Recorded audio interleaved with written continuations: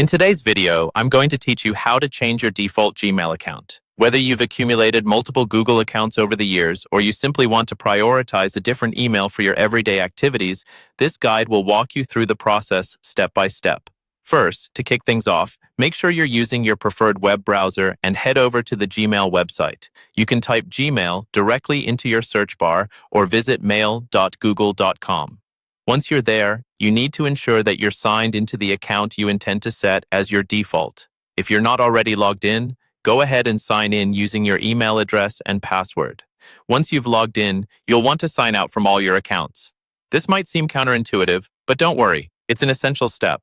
To do so, simply click on your profile icon located at the top right corner of the page. It will display a list of all the accounts you're currently logged into. Now, scroll to the bottom and find the Sign Out option, which will sign you out from all your Google accounts. After that, you need to sign back in, but here's the crucial part. Make sure to log in first with the account you want to set as the default. By signing in first, you're telling Google that this is your primary account. So, enter your email and password for your chosen default account first after logging out. Now let's add the other accounts you use. Click on your profile icon again. There you'll see an option labeled Add another account. Use this to sign into the rest of your Google accounts.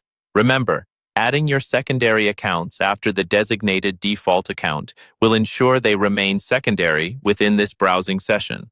To confirm that your preferred account is indeed set as your default, you can take a simple step to verify.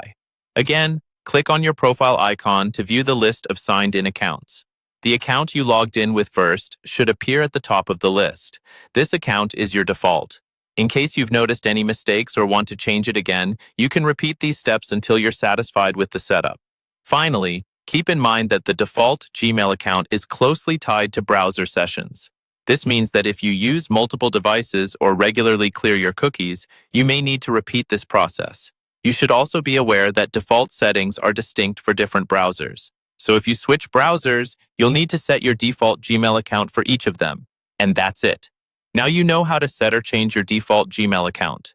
With these straightforward steps, you can ensure that your preferred account always takes precedence when accessing Google's many tools and services.